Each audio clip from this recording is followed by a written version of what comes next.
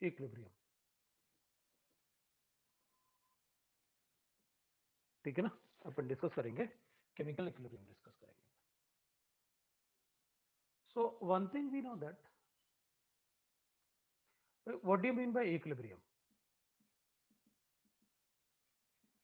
Equilibrium का मतलब होता है कि सिस्टम कांस्टेंट हो जाए, that is called equilibrium. System becomes constant. जो भी आप पढ़ रहे हो, जो भी सिस्टम है, सिस्टम बिकम्स कांस्टेंट। तो कांस्टेंट और स्टॉप हो जाने में डिफरेंस है। मान लेते हैं एक ट्रेन है, अ ट्रेन ट्रेवल्स फॉर 3 आवर्स। एक ट्रेन है जो ट्रेवल किया for 3 hours at the speed of 100 kilometre per hour. वो 3 आवर्स के लिए at the speed of constant speed of 100 kilometers per hour, then this train is constant, is in equilibrium state for 3 hours.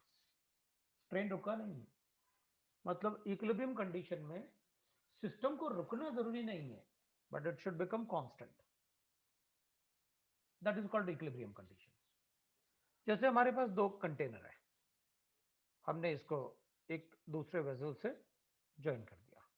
ये 2 litre vessel है, ये 3 litre vessel है, इसमें O2 है, इसमें भी O2 है। इसमें O2 गिवन है 5 एटमॉस्फेयर पे, इसमें O2 गिवन है 1 एटमॉस्फेयर पे। जब आप नॉब को ओपन करोगे ना, तो दोनों तरफ प्रेशर इक्वल हो जाएगा। अब दोनों तरफ प्रेशर इक्वल हो जाएगा, जब तक दोनों तरफ प्रेशर इक्वल नहीं होगा तब तक ये गैसेस मूव करते रहेंगे।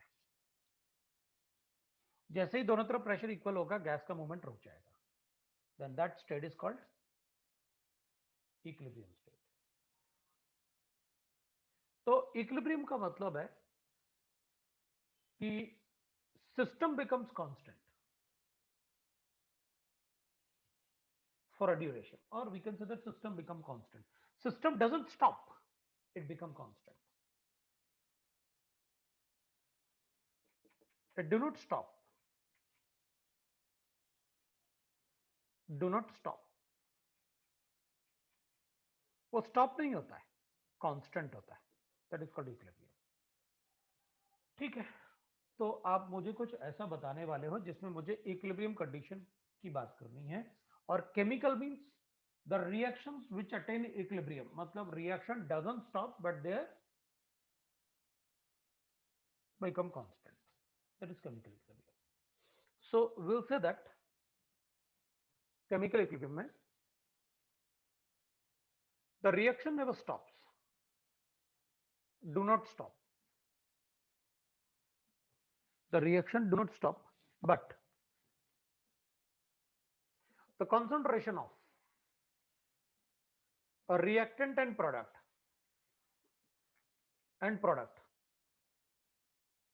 but the concentration of reactant and product becomes constant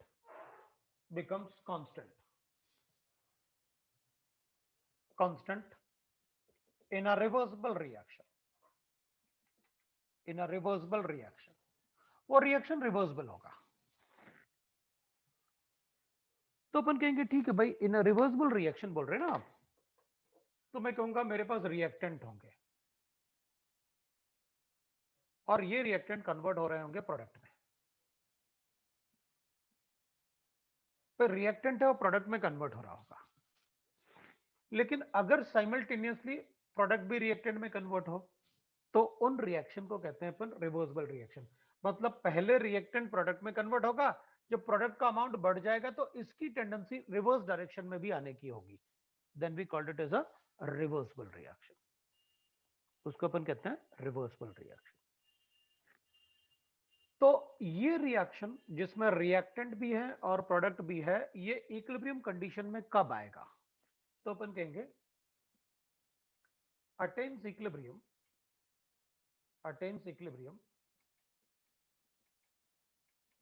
when concentration of the reactant or product becomes constant, when concentration of reactant and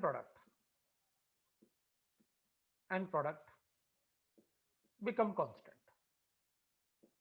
अब ये कब पॉसिबल है?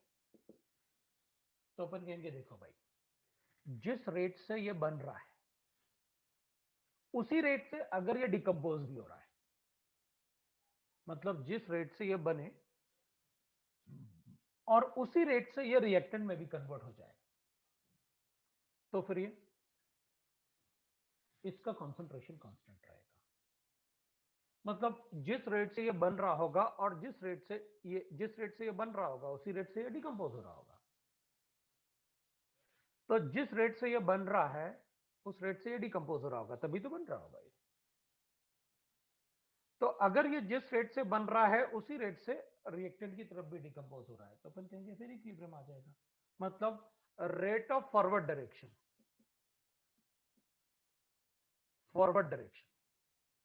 इस तरफ आने का रेट अगर इस तरफ आने के रेट के बराबर हो जाए, अगर वापस जाने के रेट के बराबर हो जाए, तो अपन उसको इक्विलिब्रियम कंडीशन बोलते हैं। So attains equilibrium when the concentration of reactant and product become constant,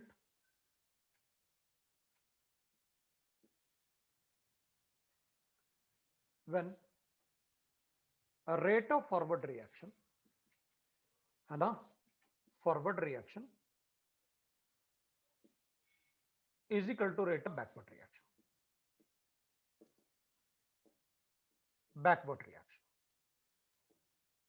ये तभी पॉसिबल है जब रेट ऑफ फॉरवर्ड रिएक्शन, मतलब इसका इसमें कन्वर्ट होने का टेंडेंसी और इसका इसमें कन्वर्ट होने का टेंडेंसी अगर इक्वल हो जाए, तब अपन कहेंगे कि इक्विलिब्रियम अटेन हो गया। क्योंकि अगर ये 2 मोल्स पर लीटर के हिसाब से बन रहा है और उसी रेट से वो डिकम्पोज हो रहा है, तो फिर पहले इनिशियली अपन ये नहीं कहेंगे, ऐसे नहीं होता कि इक्विलिब्रियम दोनों पहले से थे। पहले initially what will happen, reactant decompose होकर प्रोडक्ट में कन्वर्ट होगा। जब थोड़ा बहुत प्रोडक्ट बन जाएगा तो प्रोडक्ट इसमें आना शुरू होगा। फिर रेट, इधर रेट पहले इनिशियली रेट ऑफ फॉरवर्ड ही ज्यादा होगा, फिर जब ये इसका अमाउंट बन गया तो ये बैकवर्ड आना शुरू होगा। तो एक टाइम आएगा जब इसका रेट ऑफ फॉरवर्ड और रेट ऑफ बैकवर्ड इक्वल हो जाएंगे, तो अपन कहेंगे इक्विलिब्रियम कंडीशन आ गया। तो एक बात अपन बिल्कुल दिमाग में रखेंगे, एट इक्विलिब्रियम कंडीशन, रिएक्शन में जो इक्विलिब्रियम कंडीशन होगा, rate of forward at equilibrium condition no matters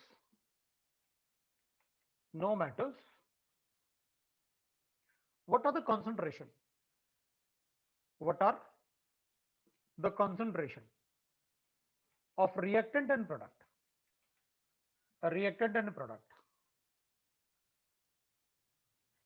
no matters what are the concentration of reactant and product, the equilibrium attains when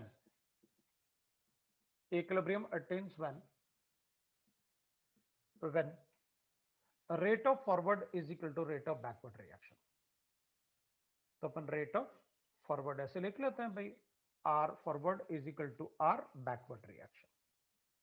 ये इक्विलिब्रियम कंडीशन है भाई। पहले मैं क्या सोचता था, मैं खुद भी ऐसे सोचता था जब मैं पढ़ता था ना, तो मुझे लगा उसमें क्या है, इक्विलिब्रियम मतलब आधा इसको कर दो आधा इसको कर दो, हो गया इक्विलिब्रियम, उसमें क्या है, राइट। अब अपन से कोई बोल रहा है sir screen goes blur some time, है ना, ये गैलेक्सी A51, पहले तो ये बताओ तुम कौन हो।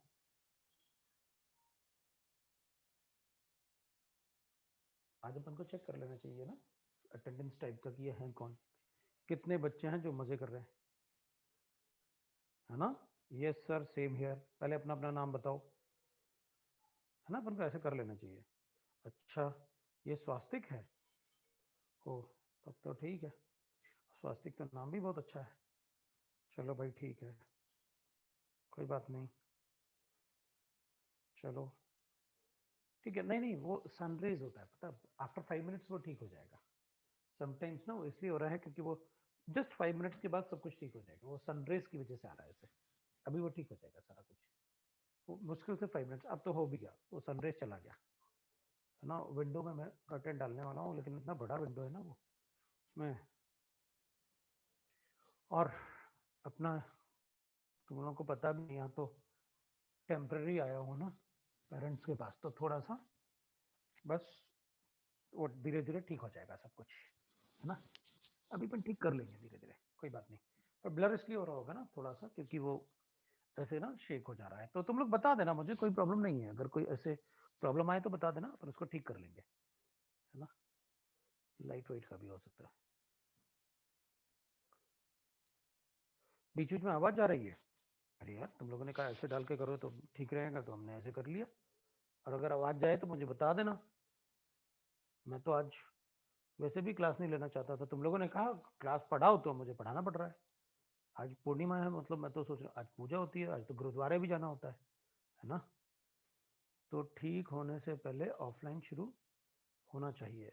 नहीं, हो जाएगा हो जाएगा। कल तो एडीए सर ने मतलब वहां पर फेयरवेल भी दिया था बच्चों को। हम लोग तो घर आ गए थे, मैं और जेपीएन सर। कल तो फेयरवेल भी चला, सारे बच्चे वहां पर थे ग्रुप में, है ना। हाँ, गुरुद्वारे आज जाऊंगा ना, मैं शाम को जाऊंगा ना। आज पूर्णिमा है, पूजा होती है हमारे यहाँ, बहुत बड़ी दिवाली जैसी पूजा होती है आज तो, है ना। तो करनी पड़ेगी। चलो भाई शुरू करते हैं अपन, है ना। तो थोड़ा सा बीच बीच में आएगा, उसके बाद अभी थोड़ी देर में ठीक हो जाएगा, तो डोंट वरी है। उधर वो कॉर्नर पे पता नहीं, वो लैपटॉप से ऐसा होता है, लैपटॉप भी चेंज करना पड़ेगा। चलो ठीक है। हम, हाँ मैं ये बात कर रहा था। हाँ? मेरा 6:30 से कोई लेक्चर नहीं है, तुम्हारा होगा। तुम्हारा लेक्चर अगर 6:30 से 9 बजे तक है तो हो गया तुम्हारा काम, फंस गए तुम लोग। मैं तो बस तुम्हारा क्लास पढ़ाना है। चलो अच्छा, पढ़ते हैं अपन, है। थोड़ा सा अपने पास वैसे भी टाइम कम है। मैं क्या बोल रहा था कि अगर मान लो, मैं पहले ऐसे सोचता था यार, आधा उसको कर दो आधा इसको कर दो, हो गया कॉन्सेंट्रेशन। आधे आधे कॉन्सेंट्रेशन कर दो, हो गया इक्विलिब्रियम। ऐसे थोड़ी होता है, इसका मतलब फिर सभी रिएक्शन में इक्विलिब्रियम आधा आधा कर दो। इक्विलिब्रियम वो कंडीशन नहीं होती, no matters what was the concentration. भाई इसका हो सकता है मैंने इसका 1 मोल लिया था, ये 0.1 मोल बनने के बाद ही इक्विलिब्रियम आ गया। लिखा तो no matters what are the concentration of the reactant product, the equilibrium attain when the rate of forward. भाई इसके 0.1 बनने के बाद ही अगर उधर जाना शुरू हो गया रिएक्शन, इसका मतलब उसकी स्टेबिलिटी ज्यादा रही होगी, तब तक वो 0.9 और ये 0.1 पे ही इक्विलिब्रियम आ गया। वो तो डिपेंड करेगा दोनों में से, रिएक्टेंट और प्रोडक्ट में से किसकी स्टेबिलिटी ज्यादा है। जिसकी स्टेबिलिटी ज्यादा होगी, रिएक्शन वहां रहने की टेंडेंसी रिएक्शन की ज्यादा होगी। तो मतलब ऐसा नहीं होता कि आधा आधा कंसंट्रेशन कर देते हो गया रिएक्ट इक्विलिब्रियम रिएक्शन, ऐसे थोड़ी होता है। तो रेट जब इक्वल होंगे तब अपन बताएंगे कि इक्विलिब्रियम अटेन होगा। अब अपन पढ़ेंगे, दैट इज रिएक्शन के लिए ना, अपन कहेंगे भाई चलो पढ़ते हैं अपन, that is characteristics of equilibrium. मतलब मुझे क्या क्या पता होना चाहिए इक्विलिब्रियम रिएक्शन के लिए। एक तरीके से कंडीशंस हो गए कि characteristics of chemical equilibrium, what are the characteristics of chemical equilibrium पढ़ेंगे। ठीक है, चलो देखते हैं। तो एक तो होता है कि भाई देखो, रिएक्शन में ना ऐसे होना चाहिए, मतलब reaction must be reversible, reaction must be reversible, और रिएक्शन को रिवर्सिबल होना चाहिए, मतलब इस टाइप का एरो लगा होना चाहिए, इसको कहते हैं अपन रिवर्सिबल रिएक्शन। जब भी इस टाइप का एरो लगा होगा तो अपन कहेंगे वो रिवर्सिबल रिएक्शन है। एग्जाम में एरो भी पूछ लेते हैं, बताओ ये वाला एरो क्या रिप्रेजेंट करता है, ये वाला एरो क्या रिप्रेजेंट करता है, और ये वाला एरो क्या रिप्रेजेंट करता है। कभी कभी एग्जाम में अपन से पूछते हैं, और ओलंपियाड में तो 100% पूछते हैं, explain the meaning of these arrows. मतलब अपन कहेंगे ए और बी, ये रिएक्टेंट और प्रोडक्ट हो गया अपने लिए। तो अपन कहेंगे देखो भाई, अगर ये वाला एरो है, इसका मतलब पहले मेरे पास ए होगा, बाद में बी बचेगा, ये रिएक्शन कंप्लीट होगा।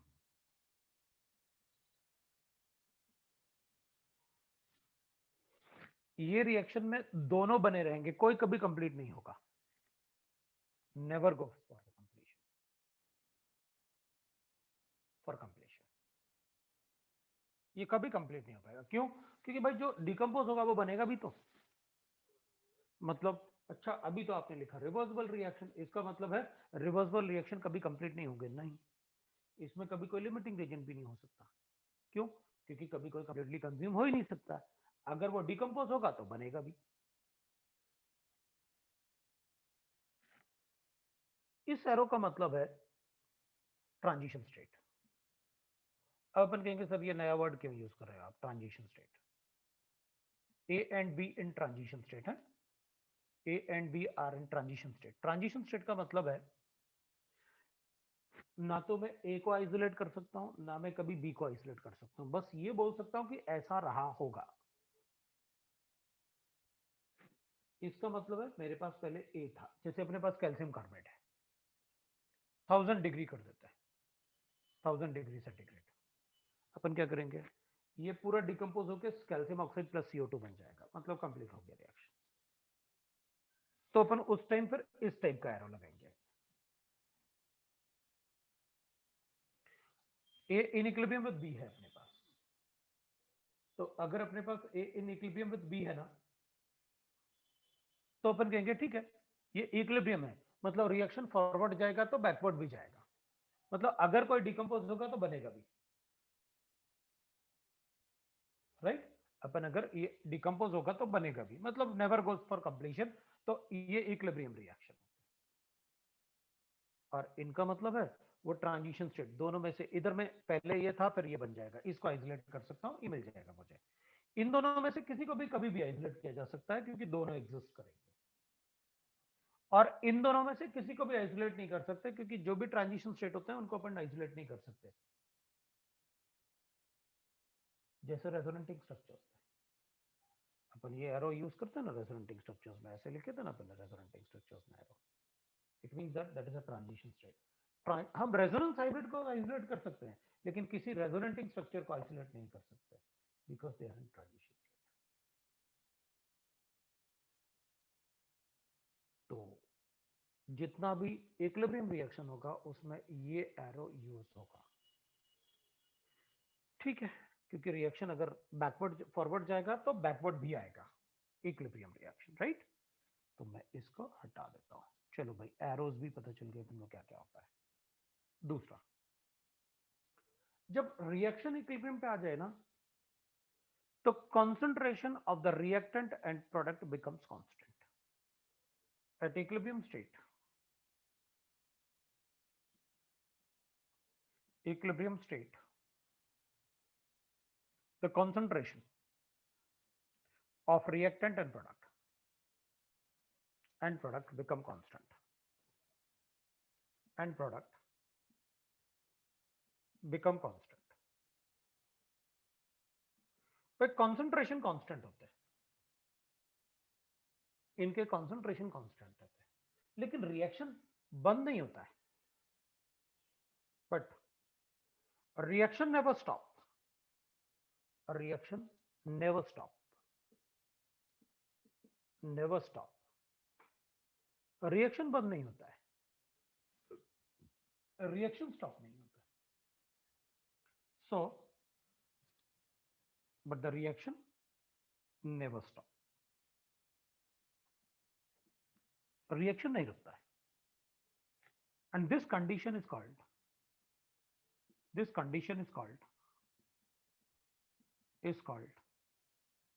dynamic equilibrium state, dynamic equilibrium state। इसको अपन कहते हैं dynamic equilibrium state. Dynamic equilibrium state वो होता है जिसमें रिएक्शन रुकेगा नहीं, वो तो चलता रहेगा, but the concentration become constant, that is the equilibrium condition, that is what we have studied in the equilibrium condition,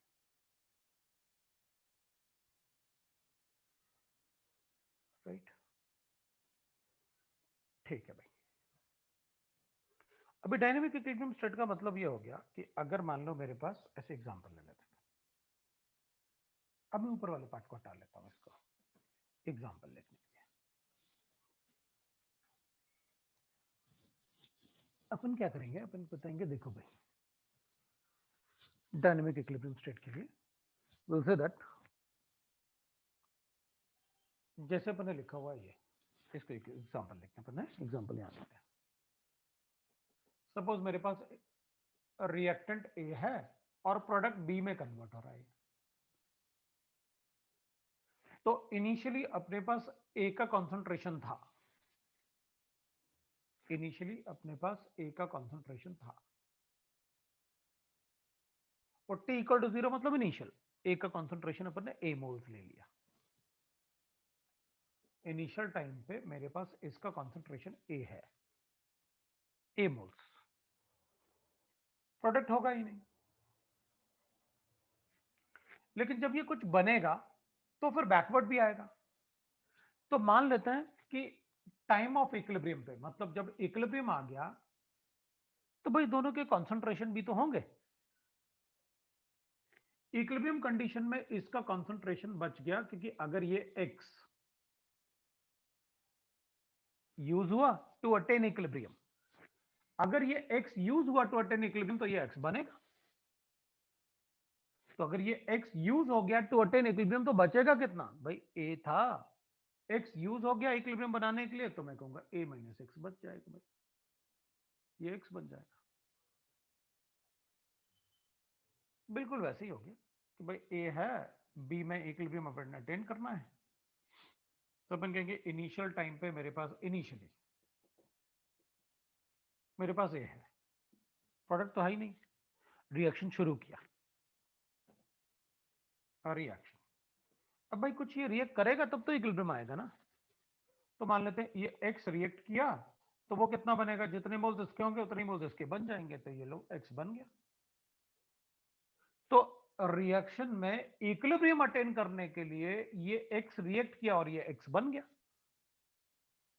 तो एट इक्विलिब्रियम मतलब फाइनली, अगर इक्विलिब्रियम अटेन करने के लिए ये x रिएक्ट किया और ये x बन गया, तो ये कितना बचा अपने पास, तो अपन कहेंगे a माइनस एक्स बच गया इक्विलिब्रियम कंडीशन पे, और ये x बन गया होगा इक्विलिब्रियम कंडीशन पे। ठीक है, तो ठीक है, ये इक्विलिब्रियम कंडीशन आ गया। अगर मान लो मेरे पास ऐसे गिवन होता तो अपन कहते हैं हमें क्या फर्क पड़ता है, वैसे लिख लेता मैं। कैसे, अपन कहते हैं ये इनिशियली ए मोल्स गिवन है इसके, तो रिएक्शन करेंगे तो इसका अगर एक्स मोल बनेगा, यूज होगा, तो उसके कितने, इसका एक मोल रिएक्ट करेगा तो इसके दो मोल्स बनेंगे। तो अपन कहेंगे अगर इसके एक्स मोल रिएक्ट करेंगे तो इसके 2x बनेंगे, जितने मोल्स इसके रिएक्ट करेंगे उसका डबल मोल बनेगा। तो अपन कहेंगे अच्छा अच्छा ये बैकवर्ड भी तो आएगा, हमने कब कहा कि बैकवर्ड नहीं आएगा, हम तो ये कह रहे हैं कि भाई इक्विलिब्रियम अटेन करने के लिए इसके एक्स मोल रिएक्ट किए, तो जितने मोल्स इसके रिएक्ट करेंगे मोलर कोफिशिएंट के हिसाब से उसके डबल मोल्स इसके बनेंगे। तो अगर एक्स मोल रिएक्ट किए इक्विलिब्रियम बनाने के लिए तो इसका 2x बनेगा। तो अपन क्या करेंगे, एट इक्विलिब्रियम ये एक a माइनस एक्स होगा और ये कितना होगा 2x होगा, ये इक्विलिब्रियम कंडीशन होगी।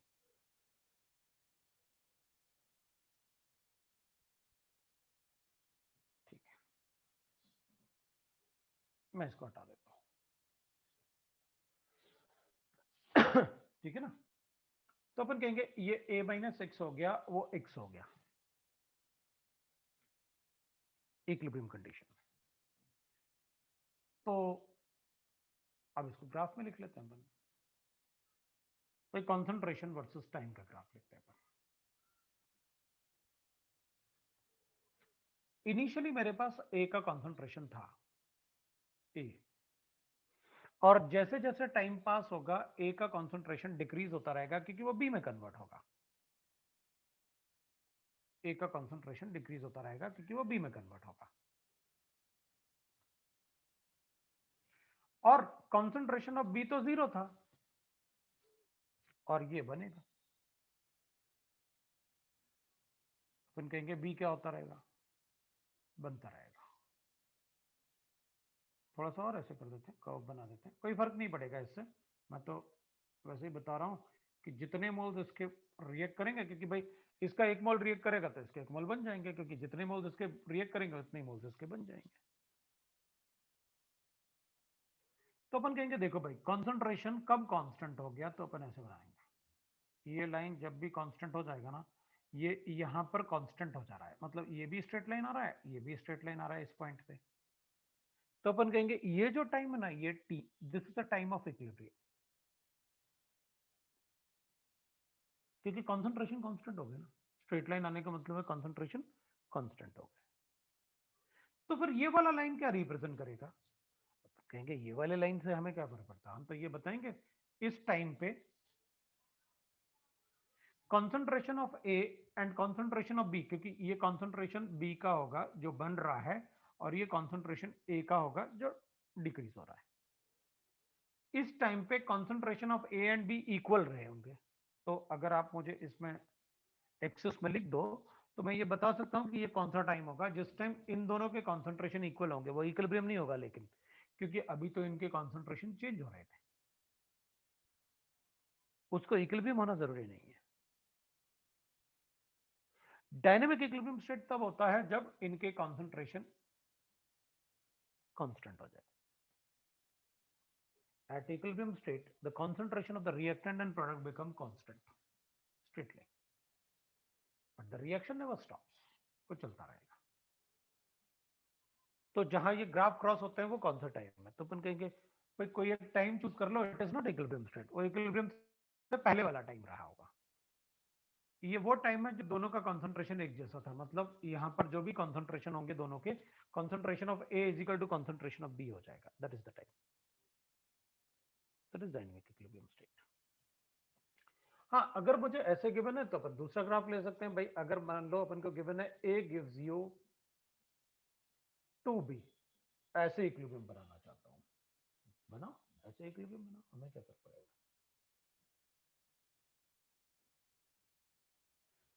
तो वो क्या है, तो अपन कहेंगे ठीक है, अगर इनिशियली इसका ए मोल्स गिवन है, तो इनिशियली इसका ए मोल गिवन है अपन को, राइट। तो अपन कहेंगे इसके इनिशियली अगर इसका ए मोल है तो इसके कितने मोल्स हो जाएंगे, तो इनिशियली तो जीरो होगा, लेकिन at the time of equilibrium ये x रिएक्ट करेगा तो ये 2x बनेगा, तो इक्विलिब्रियम पे ये बचेगा कितना, a माइनस एक्स, ये हो जाएगा, अपन ऐसे लिख सकते हैं, कोई प्रॉब्लम नहीं। उसको देख के मैं ये बता सकता हूं, अगर हम इनको ना भी देखें और ये ना भी लिखें, अभी हम इसको ना भी डील करें इससे, तो मैं इसको देख के एक बात तो बता सकता हूं कि अगर इसके ए 1 मोल रिएक्ट करेंगे तो उसके डबल मोल्स बनेंगे, तो अपन ऐसे लिख सकते हैं। भाई जो भी कॉन्सेंट्रेशन हो में फर्क नहीं पड़ता, concentration of A and concentration, ये टाइम वर्सेस का ग्राफ बना लेते हैं।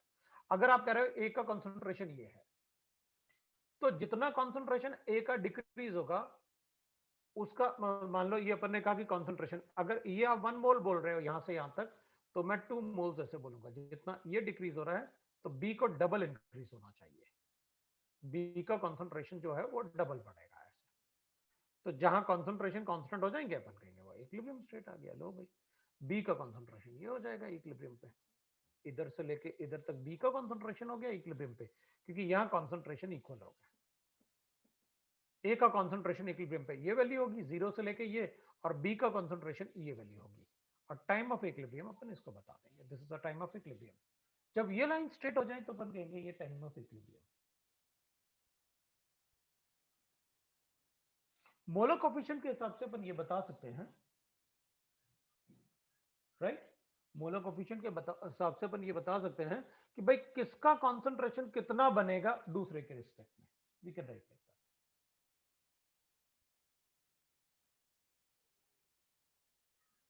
अगर मेरे पास ऐसे भी गिवन हो सकता है, ए और बी गिवन है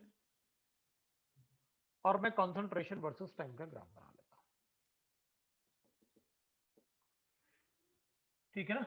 अगर मैं कॉन्सेंट्रेशन वर्सेस टाइम का ग्राफ बना लेता हूं, तो अगर मान लो मेरे पास कॉन्सेंट्रेशन ऑफ ए ऐसे गिवन है, इसका कॉन्सेंट्रेशन ऐसे डिक्रीज होता है तो इक्विलिब्रियम आ जाता है, ये जीरो, और बी का कॉन्सेंट्रेशन ऐसे बढ़ेगा तो इक्विलिब्रियम आ जाएगा, ये कॉन्सेंट्रेशन ऑफ बी है, ये कॉन्सेंट्रेशन ऑफ ए है। तो अपन कहेंगे इस टाइप के रिएक्शन में ए और बी का कॉन्सेंट्रेशन कभी इक्वल नहीं हो पाएगा, क्यों, क्योंकि दोनों ग्राफ कभी इंटरसेक्ट नहीं करते, मतलब किसी ग्राफ में ये जरूरी नहीं कि किसी रिएक्शन में आप उसको इंटरसेक्ट ही करो, तो डिपेंड करेगा, वेरी करेगा reaction to reaction. Intersection is not necessary, हम बस ये बता सकते हैं कि इस ग्राफ में दोनों का कॉन्सेंट्रेशन कभी इक्वल नहीं हो सकता। जहां ग्राफ इंटरसेक्ट करेगा अपन को पता है वहां दोनों के कॉन्सेंट्रेशन इक्वल होंगे, तो उस टाइम पे ये कॉन्सेंट्रेशन होगा दोनों का।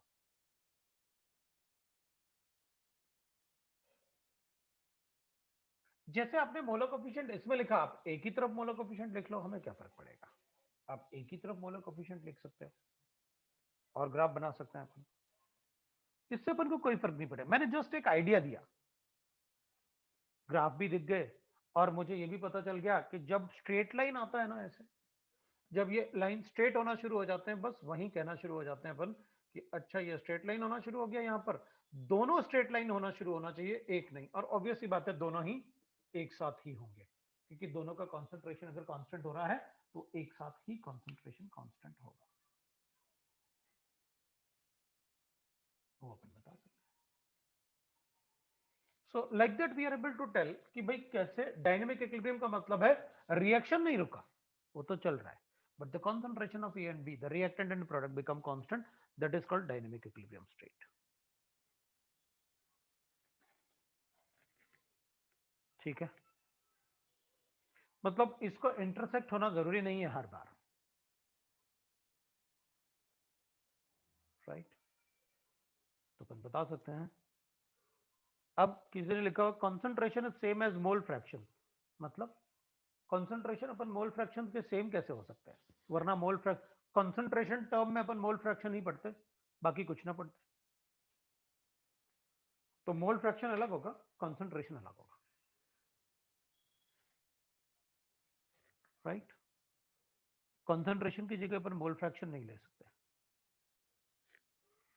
भाई, कंसंट्रेशन मतलब मोलारिटी, और मोलारिटी का मतलब मोल फ्रैक्शन नहीं होता,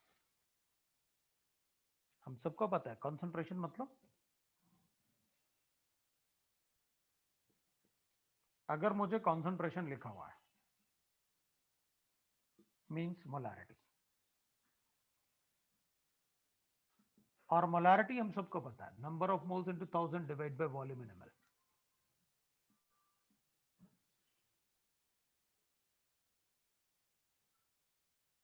दैट इज कंसंट्रेशन, राइट। हम उसको मोल फ्रैक्शन नहीं लिख सकते, that is never a mole fraction, right. तो अपन लिखेंगे भाई ठीक है, we got that, dynamic equilibrium state का मतलब है रिएक्शन, राइट ना, कैसे लास्ट ग्राफ में कभी भी कंसंट्रेशन सेम नहीं होगा ए और बी का, इंटरसेक्ट नहीं करना इसलिए बराबर है ना, what if reaction is in solid state, अच्छी बात है, तो देख लेंगे ना, सारा इक्विलिब्रियम यही बता दूं क्या, वेट तो कर थोड़ा, राइट ना। तो अपन क्या करेंगे, मैंने आपको डायनेमिक इक्विलिब्रियम स्टेट की बात बता दी क्या होती, राइट। अब ऐसा कोई अच्छा क्वेश्चन नहीं था, वेट करते हैं अपन, थर्ड पॉइंट करते हैं। एट इक्विलिब्रियम स्टेट,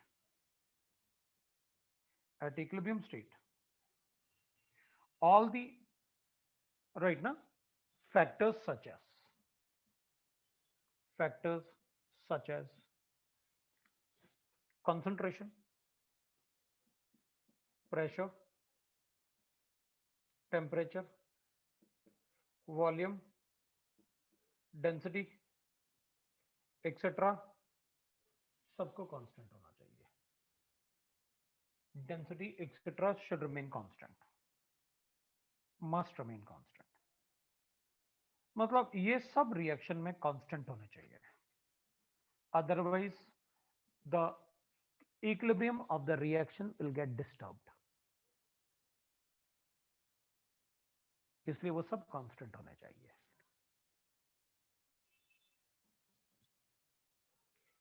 फिर the gaseous reaction must be carried out in closed vessel, अगर कोई गैशियस रिएक्शन है और reaction must be carried out carried out in closed vessel. The gaseous reaction must be carried out in a closed vessel. अगर किसी reaction में gas involve है तो आपको क्लोज वेसल में करना ही होगा. जैसे अपन लिखेंगे भाई, अपन बोल सकते हैं कि जैसे कैल्शियम कार्बोनेट का डिकम्पोजिशन है, ये भी सॉलिड है. ये कैल्शियम कार्बोनेट है, इसको डिकम्पोज करेंगे हाई टेम्परेचर पे, तो अगर इसको डिकम्पोज करेंगे 1000 डिग्री से पहले ये डिकम्पोज नहीं होता, तो बनेगा कैल्शियम ऑक्साइड. ये भी सॉलिड है प्लस CO2, लेकिन ये गैस है. तो किसी भी रिएक्शन जिसमें गैस इन्वॉल्व होगा उसको क्लोज्ड वेसल में करना कंपलसरी है, क्योंकि अगर ये एस्केप कर गया तो रिएक्शन बैकवर्ड कैसे आएगा. तो या तो अंडरस्टूड होगा या फिर हमें बताना होगा that the reaction is carried out in a closed vessel. तो वो बताना अपन को कंपलसरी होगा कि the reaction is carried out in a closed vessel. Next we can write is the next reaction is, we can say that next point में अपन लिख सकते हैं कैटलिस्ट की बात कर लेते हैं. भाई कैटलिस्ट का क्या करें, कोई कैटलिस्ट यूज, अपन कैटलिस्ट यूज करते हैं ना तो रेट ऑफ रिएक्शन बढ़ता है. तो इसमें अपन कहेंगे a catalyst is used, a catalyst used. अगर हम कैटलिस्ट यूज कर रहे हैं तो वो अपन बाद में देखेंगे कैसे अपन को कैटलिस्ट किस रिएक्शन में कौन सा कैटलिस्ट अच्छा होता है वो अपन देखेंगे. A catalyst used must be such that, must be such that कि अगर अपन कोई कैटलिस्ट यूज कर रहे हैं तो उसको ऐसे होना चाहिए कि if it increases the rate of forward reaction, अगर वो catalyst rate of forward reaction को इंक्रीज करेगा तो उसका बैकवर्ड रिएक्शन का रेट भी इंक्रीज करना चाहिए. Then so a catalyst use must be such that if it increases the rate of forward reaction, increases the rate of forward reaction, so it must also increase the rate of backward reaction. Rate of forward reaction, forward reaction, then it must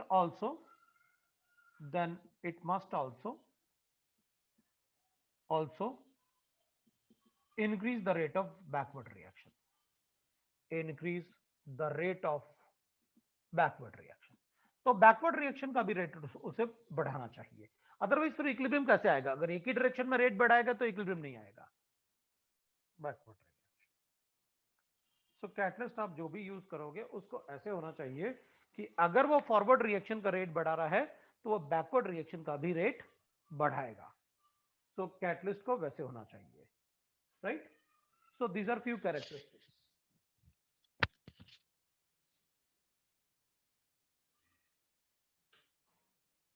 also increases the rate of backward reaction. तो catalyst को इस type से होना चाहिए. तो वो जो भी कैटलिस्ट हम चूज करेंगे वो एक ही डायरेक्शन में रेट ऑफ रिएक्शन नहीं बढ़ना चाहिए, राइट ना.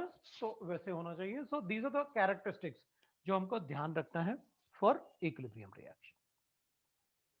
ठीक है भाई, ये इक्विलिब्रियम रिएक्शन में अपन को ध्यान रखना पड़ेगा. अब एक बार ये चेक कर लेते हैं अपन इक्विलिब्रियम रिएक्शन को पढ़ने से पहले कि भाई ठीक है, इक्विलिब्रियम रिएक्शन मतलब अब तक मुझे सिर्फ इतना ही चाहिए कि वो रिवर्सिबल रिएक्शन होता है, रिवर्सिबल रिएक्शन होते हैं और उसमें कंसंट्रेशन कांस्टेंट होता है.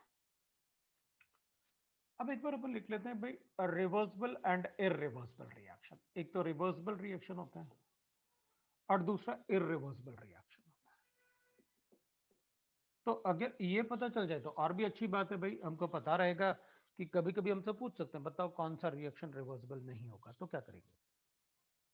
हम कहेंगे अच्छा एरो ढूंढेंगे, एरो लगा हुआ है तो हो जाएगा, नहीं तो नहीं होगा. तो ऐसे कुछ रिएक्शन भी होंगे जिनमें एरो लगा हुआ है लेकिन रिवर्सिबल नहीं हो सकते, फिर क्या करेंगे. तो अच्छा देखते हैं भाई ऐसे कौन से रिएक्शन है जिसमें एरो भी लगा हुआ और नहीं है, मतलब जिनमें पॉसिबल ही नहीं है रिवर्सिबिलिटी. रिवर्सिबल रिएक्शन इनमें अपन कहेंगे दे आर बाई डायरेक्शनल. मतलब बाई डायरेक्शनल का मतलब हो गया उसमें किसी भी डायरेक्शन से अपन रिएक्शन को शुरू कर सकते हैं. मतलब the reaction can be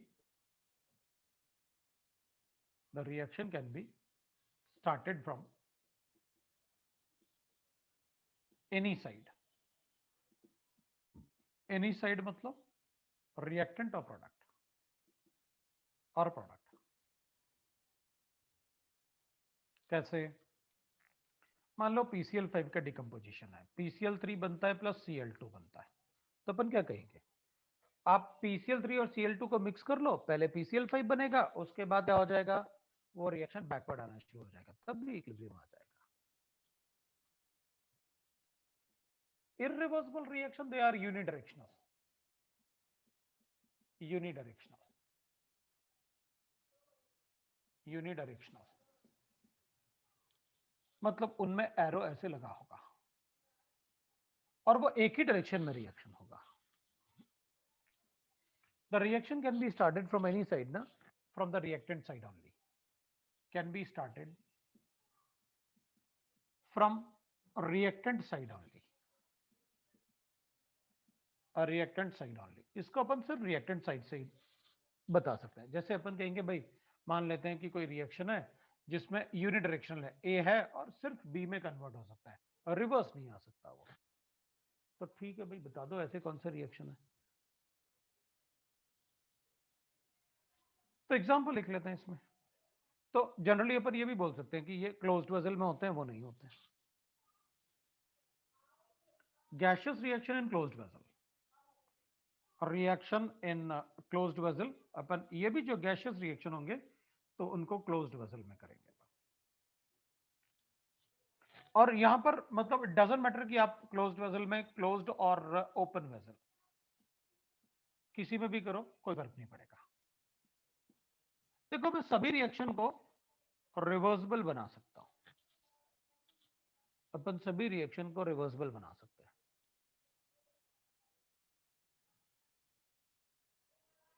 right, अपन सभी रिएक्शन को रिवर्सिबल बना सकते हैं। किसी को डाउट है तो बोलो। इररिवर्सिबल रिएक्शन का एग्जांपल लिख लेते हैं। तो इररिवर्सिबल रिएक्शन में मैं वो रिएक्शन दूंगा जिनको अपन रिवर्सिबल नहीं बना सकते, जो कभी रिवर्सिबल नहीं होंगे। एक neutralisation reaction, acid and base. भाई एसिड बेस को सॉल्ट की तरफ थोड़ी ला सकते हैं अपन। Neutralisation of strong acid and strong base and base, ये कभी रिवर्सिबल नहीं हो सकता रिएक्शन। मतलब मैं अगर लिखूंगा जैसे NaCl है, अपन ये थोड़ी कर सकते भाई NaOH है और इसको रिएक्ट किया HCl के साथ, it will get convert into NaCl plus water. आप कुछ भी कर लो, वाटर को कितना भी ऐड करो, कुछ भी करो, ये रिएक्शन कभी रिवर्सिबल नहीं हो सकता। मतलब NaCl will never react with water to form NaOH and HCl in the solution. उस वेसल में कभी भी NaOH और HCl बन नहीं सकते। आप NaCl को वाटर में डिसोल्व करो, कोई प्रॉब्लम नहीं। बिकॉज एसिड एंड बेस कभी एक साथ कैसे रह सकते हैं सोल्यूशन में? कभी भी कोई भी स्ट्रॉन्ग एसिड और स्ट्रॉन्ग बेस किसी भी सोल्यूशन में एक साथ नहीं रह सकते। मतलब neutralisation of strong acid and strong base can never be in equilibrium state, तो कभी अपन इक्विलिब्रियम मेंटेन नहीं कर पाएंगे। दूसरा, अब गैसियस रिएक्शन लिखने की जरूरत नहीं, because what will say that ना ये भी तो गैस है, ये भी गैस हो सकता है, ये भी गैस होता है, ये भी गैस होता है, क्या फर्क पड़ेगा? कुछ भी नहीं। तो क्लोज्ड वेसल ही लिखना पड़ेगा बस। तो मैं तो उन रिएक्शन की बात कर रहा हूं, आप ओपन वेसल, क्लोज्ड वेसल, आपको जो मर्जी चाहे कर लो, इसमें रिवर्सिबल नहीं हो सकता। हम तो वो रिएक्शन लिख रहे हैं कि आप जो मर्जी चाहे लिखो, हमें फर्क नहीं पड़ेगा, वो रिएक्शन कभी आप रिवर्सिबल नहीं बना पाओगे। That is what we are discussing. दूसरा, reaction in which precipitation occurs, in which precipitation occurs, precipitation occurs, ऐसे रिएक्शन जिनमें एक्वस सॉल्यूशन में प्रेसिपिटेशन आता है, उनमें कभी भी रिवर्सिबिलिटी नहीं आ सकती। क्योंकि अगर कोई वाटर में प्रेसिपिटेट बनाता है, कोई कंपाउंड वाटर में प्रेसिपिटेट बना रहा है, इसका मतलब है वो वाटर सॉल्युबल नहीं है। वो कंपाउंड, वो कंपाउंड को वाटर सॉल्युबिलिटी नहीं बोल सकते। That is not a water soluble reaction, right? So that cannot be the water soluble reaction.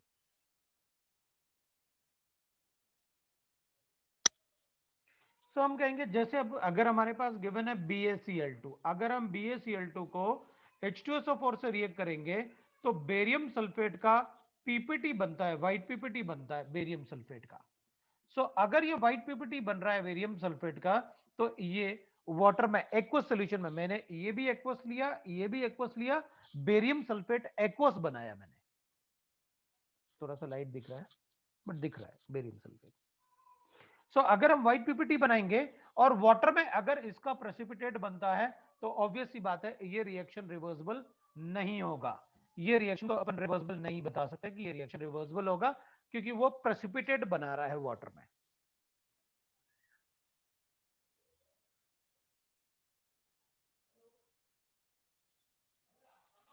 So will write that कि भाई अगर हम नेक्स्ट रिएक्शन लिखते हैं, जैसे BaCl2 था और H2SO4 के साथ रिएक्ट किया, दूसरा अपन लिख सकते हैं BaCl2 के बाद जैसे अपन ने लिखा भाई AgNO3 है, अगर इसमें HCl डाल देते हैं तो अपन को पता है कि सिल्वर क्लोराइड का व्हाइट पीपीटी बनेगा वाटर में। ये भी एक्वस है, ये भी एक्वस है। अगर वाटर में वो सॉल्युबल होता तो पीपीटी क्यों बनता? मतलब मुझे ये पता होना चाहिए कि कौन से कंपाउंड ऐसे हैं जो वाटर में सॉल्युबल नहीं होते, तो वाटर सॉल्युबिलिटी भी पता चल जाएगा अपन को, और अपन को ये भी पता चल गया कि कौन से इररिवर्सिबल रिएक्शन है। सो AgCl forms a white PPT. So AgCl forms a white PPT plus we'll write that NaNO3. अगर कोई एक्वस सोल्यूशन ये सोल्यूशन रिएक्ट करके वाटर में प्रेसिपिटेट बनाता है तो विल से दैट राइट। तो आप कैसे पता चलेगा आपको कि वो पीपीटी या नहीं है? तो आप याद करो, मैं कुछ नहीं कर सकता उसमें, आपको याद करना पड़ेगा कि किसका प्रेसिपिटेट होता है, राइट ना।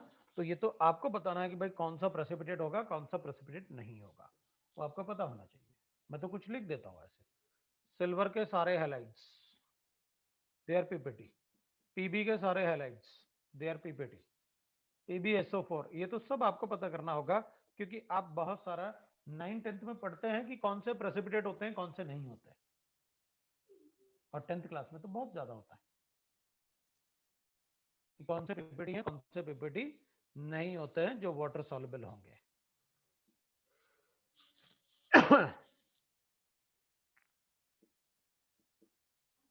वी कैन राइट दैट कि भाई बहुत सारे पीपीटीज अपन को मतलब पता भी रहते हैं, आप धीरे धीरे, मतलब मैंने इसलिए कहा कि आप आगे पढ़ोगे ना, बहुत सारा पार्ट अपन आगे पढ़ेंगे, ठीक है ना, कि कौन पीपीटी होता है, कौन पीपीटी नहीं होता है, इस टाइप से अपन इनके कलर्स वगैरह वो भी मैं पढ़ाऊंगा क्वालिटेटिव एनालिसिस चैप्टर में,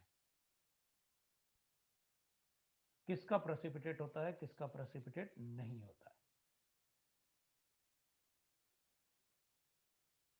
वो सब अपन डिस्कस करेंगे किस चैप्टर में। That is called qualitative analysis. अब ऐसे थोड़ी अपन को पहले से थोड़ी पता हो सकता है कि मेरा प्रेसिपिटेट, मुझे पता है इसका प्रेसिपिटेट बनता है, या गिवन है मुझे कि वो पीपीटी है, तब तो कोई प्रॉब्लम नहीं। लेकिन अगर मुझे गिवन नहीं है कि किसका पीपीटी होता है तो मैं कैसे बताऊंगा? भाई यहाँ आपने लिखा BaCl2 वाटर सॉल्युबल है 100%, तो हमें कैसे पता चलेगा कि 100% कौन वाटर सॉल्युबल है कौन नहीं? तो अभी ना अपन को इस चैप्टर में गिवन होगा क्वेश्चन में कि वो पीपीटी बन रहा है, तो अपन बता देंगे, फिर वो इरिवर्सिबल है। अगर नहीं गिवन होगा तो फिर पता कर रहना चाहिए। अब मैं बोल दूं कि नहीं वो 100% वहां गिवन होगा, अभी इस चैप्टर में अपन नहीं पढ़ते हैं, तो तुम कहोगे सर आपने तो कहा था गिवन है, अब नहीं गिवन है तो आपकी गलती, हमारी थोड़ी है।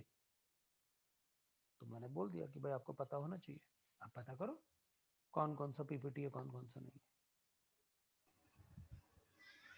सर BaSO4 BaSO3 के के बाद बाद ट्वाइस ऑफ HCl लिखा हुआ ना, BaSO4 ट्वाइस ऑफ HCl। अगर कोई डाउट है तो अपन चेक कर लेंगे। आज पता नहीं क्यों ब्लर क्यों हो रहा है, आज मुझे भी मेरी स्क्रीन पे भी मुझे ब्लर दिख रहा है, पता कुछ तो गड़बड़ है ये इसमें जूम सेटिंग में। सर आवाज भी नहीं चल रही। सर सर रिवर्सिबल रिएक्शन का थर्ड पॉइंट क्या लिखा है? जैसे भी आज तो क्लास अपन बना लेते हैं, लेकिन बाद में फिर मैं ठीक कर लूंगा उसको,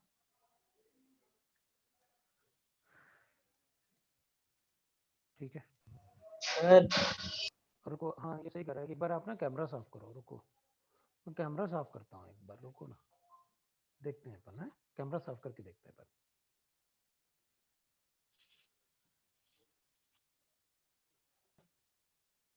तो बहुत कुछ दिख रहा है, मुझे भी दिख रहा है ना।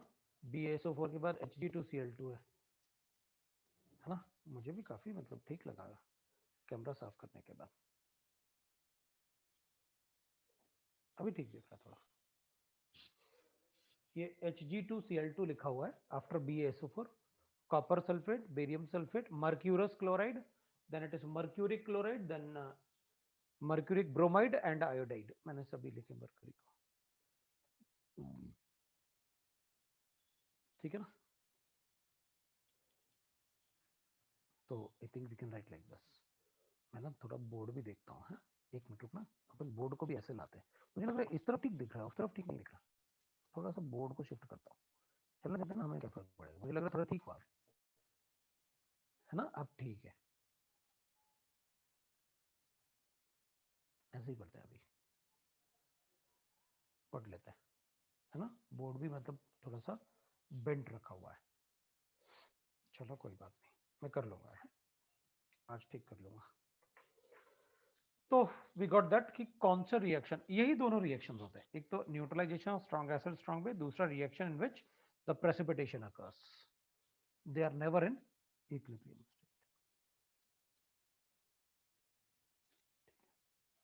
ओके, तो मुझे रिवर्सिबल और इरिवर्सिबल रिएक्शन में भी आपने बता दिया कि भाई कैसे मुझे पता चलेगा कौन सा रिएक्शन रिवर्सिबल होगा, कौन सा रिएक्शन रिवर्सिबल नहीं होगा, ठीक है।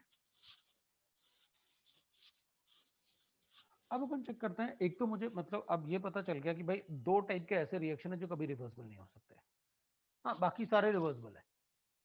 अगर प्रेसिपिटेशन मुझे जानना आ गया तो मुझे कोई प्रॉब्लम नहीं, फिर मैं रिवर्सिबल बना सकता हूँ, कोई प्रॉब्लम नहीं। तभी तो मैंने आपको बताया कि कौन सा रिएक्शन रिवर्सिबल नहीं हो सकते in any condition.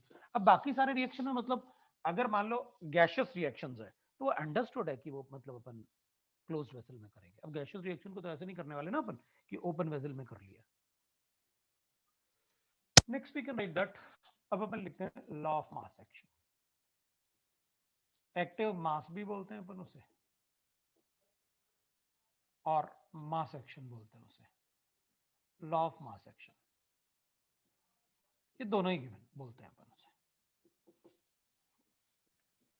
Law of mass action और लॉ ऑफ एक्टिव मास, है ना। तो अपन क्या बोलते हैं भाई, देखो बाय जो अपन को दिया था ना law of mass action, that is by Waage and Guldberg, ठीक है। The law of mass action is given by the scientist who called us, जिसका नाम था वेज एंड गुल्डबर्ग, वो उन्होंने लॉ ऑफ मास एक्शन को दिया था, BERG है, गुल्डबर्ग। तो what they have said is, अब एक्टिव मास का मतलब होता है, एक्टिव मास होता है कंसंट्रेशन, और कंसंट्रेशन होता है moles per litre, that is molarity. Molarity होता है मोल्स पर लीटर, और इसको अपन डिनोट करेंगे स्क्वायर ब्रैकेट से, कंसंट्रेशन को। मतलब जब भी एक्टिव मास लिखा होगा तो जो भी अपन कंसंट्रेशन ऐसे लिख रहे हैं ना ब्रैकेट में, that is called active mass, the mass which is active मान लेते हैं। और एक्टिव मास को अगर हम इंजन इजी वर्ड में समझेंगे ना तो इट इज लाइक दिस, मैंने वाटर ले लिया और वाटर में मैंने कहा आपसे कि मैंने NaCl इसमें डिसॉल्व किया, 2 ग्राम NaCl, लेकिन इसमें से ना NaCl का 2 ग्राम में से अपन तो ये अज्यूम करते हैं अच्छा 2 ग्राम डिसॉल्व किया, लो भाई मोलारिटी आ गई, NaCl है 58.5 multiply by 1000 divide bye 500 ml water है, लो भाई हो गया molarity, this is called active mass. बोला तो है आपने मोलारिटी। लेकिन होता क्या है ना, अगर मान लो मैंने 2 ग्राम डिसॉल्व किया और सिर्फ इसमें 2 ग्राम से 1.8 ग्राम ही डिसॉल्व हुआ और 0.2 ग्राम डिसॉल्व नहीं हुआ, तो अपन कहेंगे जो डिसॉल्व नहीं हुआ that is not the active mass. Active mass वो होगा जिसका कॉन्सेंट्रेशन बनेगा, and that will be called as active mass. मतलब इसमें अगर 1.8 ग्राम डिसॉल्व हुआ तो फिर मुझे मोलारिटी 1.8 ग्राम का लेना चाहिए, that will be called as active mass. Active mass वो होता है जो सॉल्यूशन बनाएगा, mass which is active in the reaction. Active mass होता है। हमारे लिए तो अपन कहते हैं भाई 2 ग्राम डिजोल्व किया ना, हाँ भाई ठीक है, हो गया कॉन्सेंट्रेशन, जो कॉन्सेंट्रेशन आया that is the active mass, वो सोचने की जरूरत नहीं है अपन को।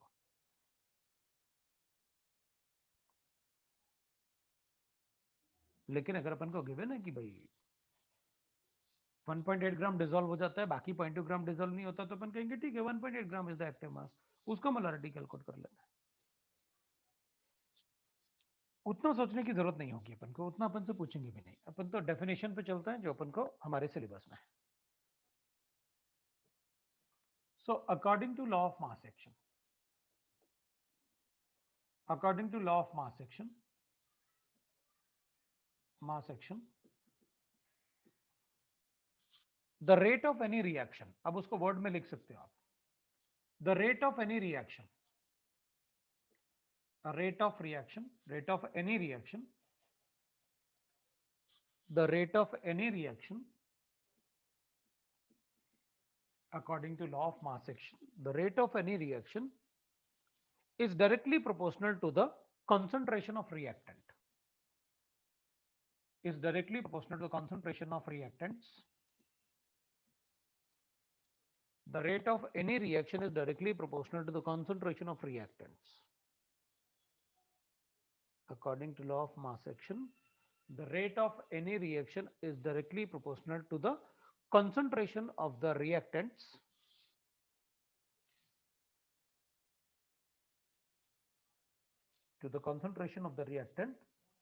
raised to the power of their molar coefficient, raised to the power of their molar coefficient,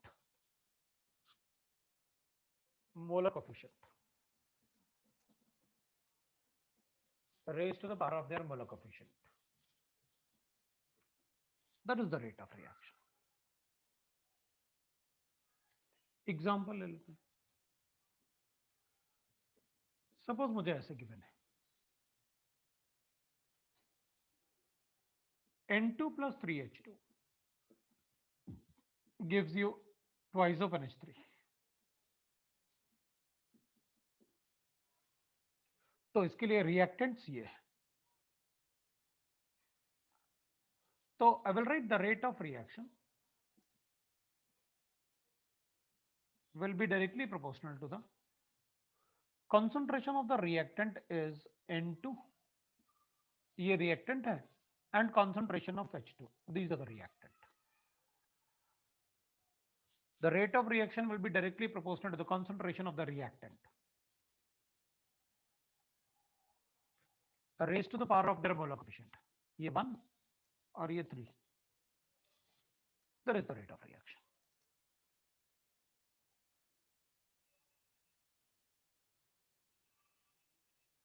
That is law of mass action.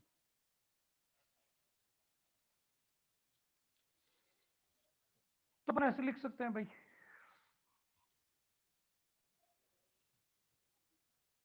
so we'll take one example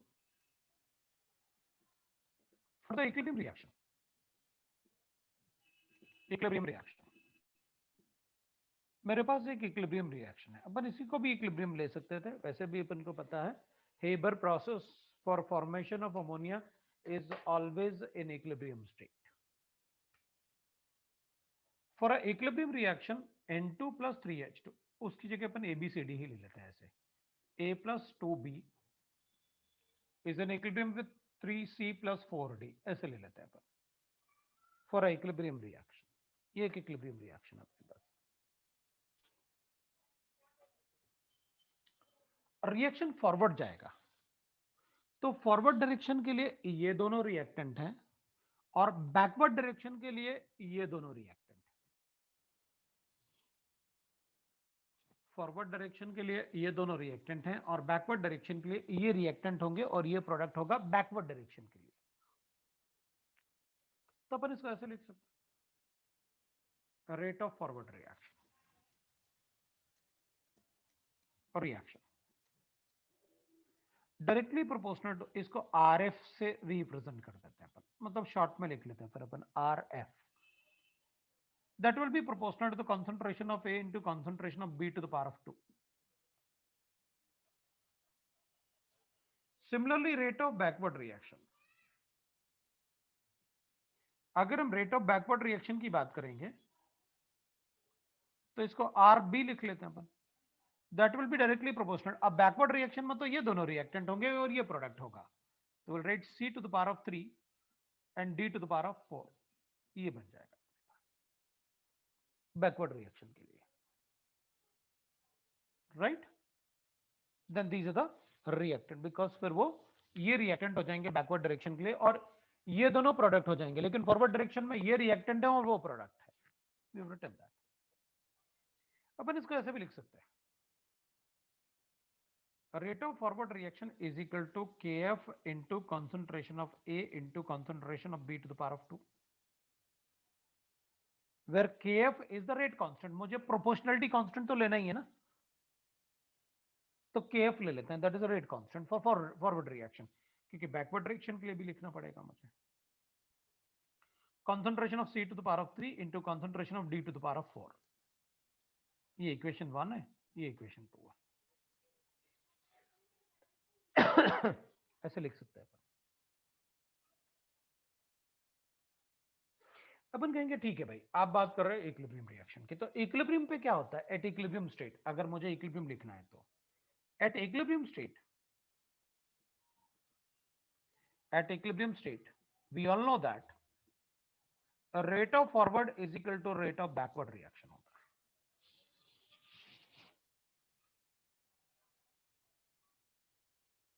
eight equilibrium state और rate of forward is equal to rate of backward reaction. Rate of forward reaction में अपन कहेंगे भाई ये rate of forward मतलब ये दोनों equal होना चाहिए, लिख देता है Kf into concentration of A into concentration of B to the power of 2 is equal to Kb into concentration of C to the power of 3 into concentration of D to the power of 4, ये होगा। मतलब मैं लिख सकता हूं Kf upon Kb will be equal to, मतलब मैं यहां पर लिख सकता हूं Kf upon Kb will be equal to concentration of C to the power of 3 into concentration of D to the power of 4 divided by concentration of A into concentration of B to the power of 2, ये बनेगा। ये दोनों तो constant है भाई, Kf and Kb are constants for forward and backward direction। तो इन दोनों की जगह एक नया कांस्टेंट लिख लेते हैं। We know that Kf and Kb are constant,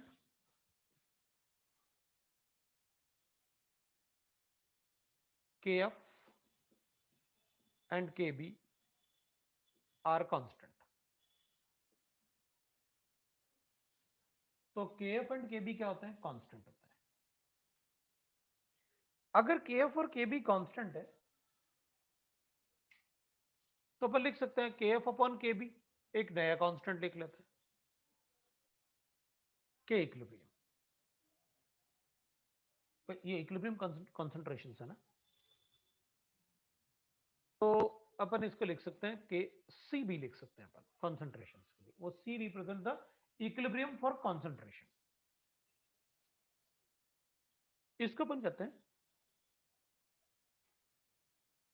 that is called chemical equivalent या लॉ ऑफ केमिकल इक्विवेलेंस,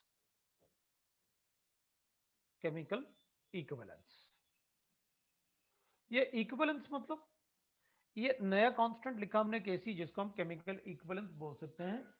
ये केमिकल इक्विवेलेंस जो होगा that depends, that is the ratio of Kf and Kb। So I can write this as Kc is equal to, I will write this as Kc will be equal to concentration of C to the power of 3 into concentration of D to the power of 4 divided by concentration of A into concentration of B to the power of 2, ये Kc है।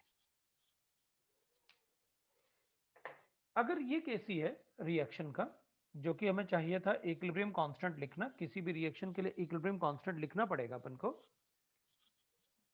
अगर मुझे कोई reaction given है ना, तो मैं उसका केसी ऐसे लिख सकता हूं,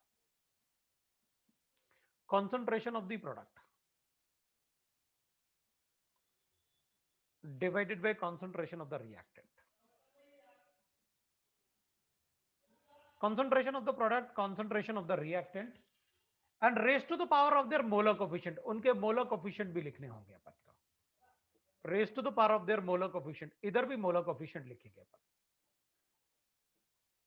raised to the power of their molar coefficient.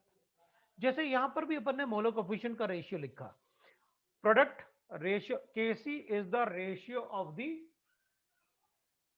concentration of the product raised to the power of their molar coefficient divided by concentration of the reactant raised to the power of molar coefficient. उनके ratios है Kc.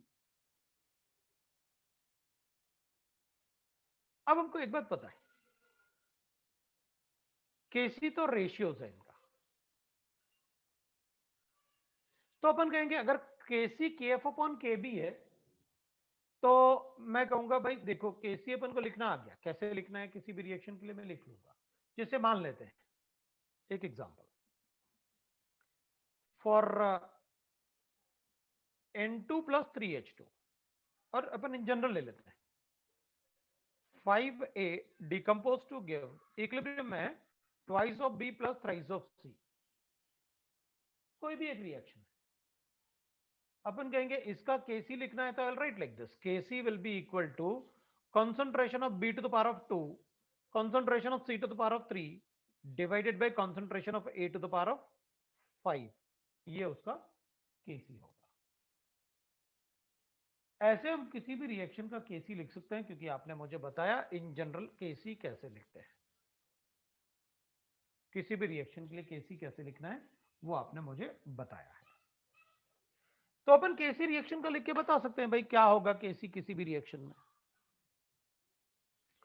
अब what I want, मुझे एक बात पता है, अगर concentration change करूंगा ना, अगर कॉन्सेंट्रेशन चेंज करूंगा तो रेट चेंज होगा, अगर कॉन्सेंट्रेशन चेंज करूंगा तो रेट चेंज होगा, और रेट कांस्टेंट चेंज नहीं होगा। वो क्यों चेंज होगा, वो तो कांस्टेंट है भाई, rate is directly proportional to concentration, rate constant proportional थोड़ी होता है। इसका मतलब यह हुआ कि अगर मैं किसी भी रिएक्शन में, इक्विलिब्रियम पे रिएक्शन है या किसी भी रिएक्शन में मुझे Kc गिवन है, तो रिएक्टेंट और प्रोडक्ट के कंसंट्रेशन को चेंज करने से Kc कभी चेंज नहीं होगा। Why it is so, because Kc is the ratio of rate constant, Kc is the ratio of rate constant, it is not the ratio of rate। भाई concentration change करोगे तो rate change होंगे, अगर concentration change करूंगा तो rate change होंगे, rate constant क्यों change होगा? इसका मतलब यह हुआ कि Kc is independent of change in concentration of the reactant or the product, कोई फर्क नहीं पड़ने वाला, because it is the ratio of the rate constant, not the concentration। मतलब किसी भी रिएक्शन में Kc कंसंट्रेशन को चेंज करने से चेंज नहीं होगा।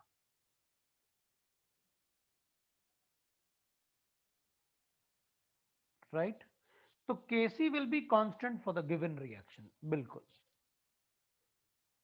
किसी भी रिएक्शन के लिए Kc वैल्यू जो होगी वो कंसंट्रेशन से तो चेंज नहीं होगी, अब तक हमने ये देख लिया। क्योंकि अगर कोई ऐसा फैक्टर है जो इनको चेंज कर सकता है तो मैं बोल दूंगा Kc चेंज हो सकता है उस फैक्टर से, कंसंट्रेशन से तो नहीं हो सकता, क्योंकि concentration is proportional to the rate और rate is proportional to concentration, not the rate constant. तो अपन क्या कहेंगे, ये तो डेफिनेशन था अपने लिए, तो अपन लिखेंगे value of Kc do not change on changing the concentration of reactant or product, value of Kc do not change change on changing the concentration of reactant or product. The concentration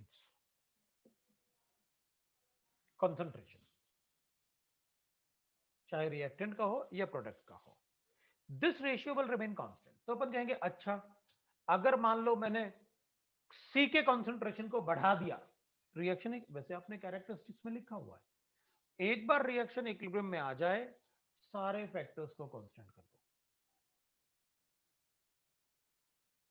तो अगर मैंने concentration change किया तो ठीक है, आप सी के concentration को बढ़ाओगे, ये बढ़ जाएगा. अगर ये बढ़ेगा तो रिएक्शन ऑटोमेटिकली कहां चला जाएगा, इसको बढ़ाने से बैकवर्ड डायरेक्शन में. तो बैकवर्ड शिफ्ट होगा तो ये कम होना शुरू हो जाएगा और ये दोनों बढ़ना शुरू हो जाएंगे, इंक्रीज होना शुरू हो जाएंगे.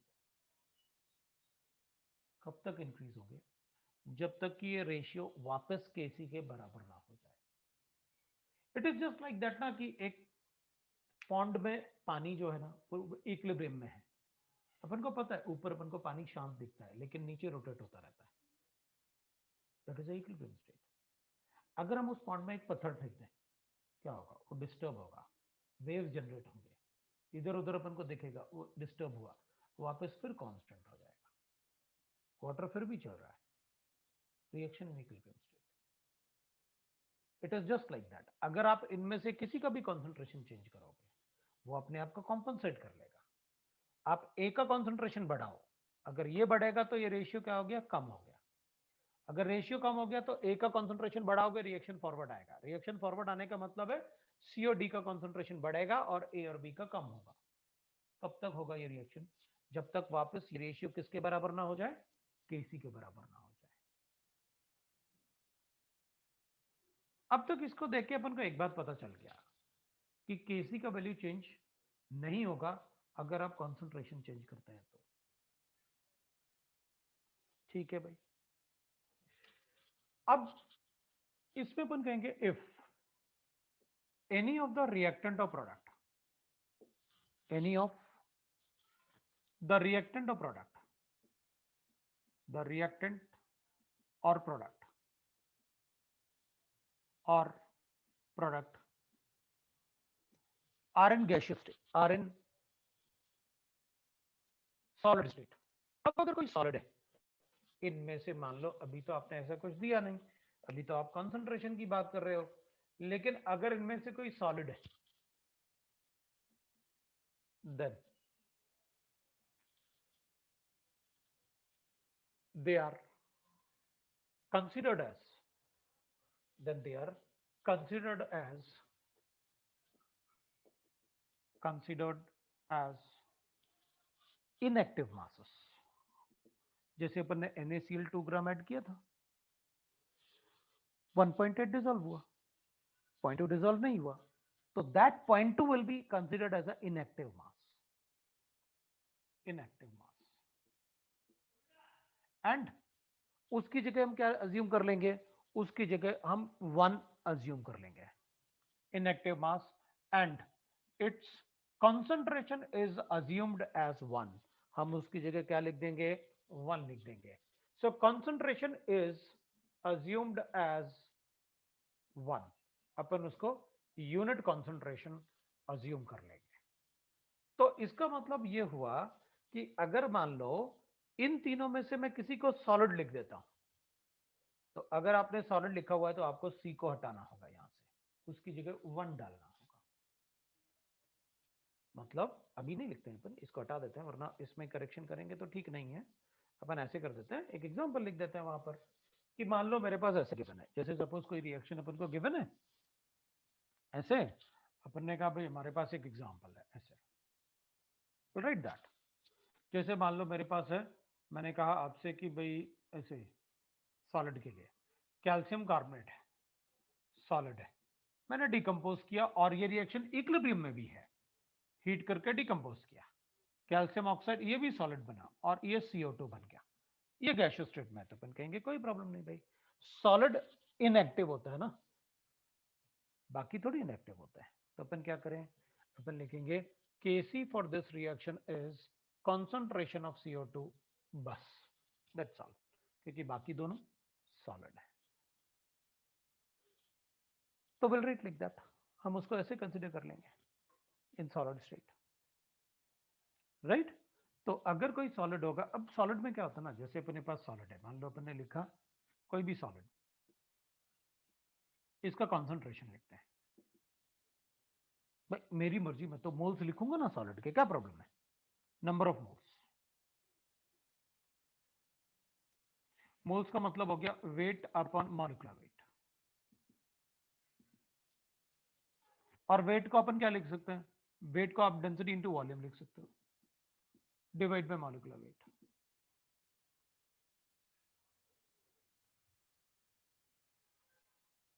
है ना, ये अपन कहेंगे भाई ठीक है, अपन इसको ऐसे ही बना लेते हैं, कॉन्सेंट्रेशन लिखना है moles per litre, moles per litre भी एज्यूम कर लेते हैं, मैंने 1 लीटर है उसको नहीं लिखते, लेकिन लिखेंगे ना कॉन्सेंट्रेशन है तो मोल्स क्या होते हैं एन बाय वॉल्यूम। अब क्या लिखे, number of moles, weight upon molecular weight into volume. Weight को क्या लिख सकते हैं अपन, डेंसिटी के फॉर्म में, तो डेंसिटी के फॉर्म में लिखोगे तो क्या होगा, density into volume divide by molecular mass into volume, volume cancel. अब किसी भी सॉलिड के लिए चाहे आप बड़ा साइज ले लो या छोटा साइज ले लो, उसकी density constant, molecular weight constant, मतलब कंसंट्रेशन क्या अज्यूम करें अपन, कांस्टेंट। तो अपन को ये सारी चीजें कांस्टेंट अज्यूम करनी है अपन को, राइट। तो we are able to write that it is constant.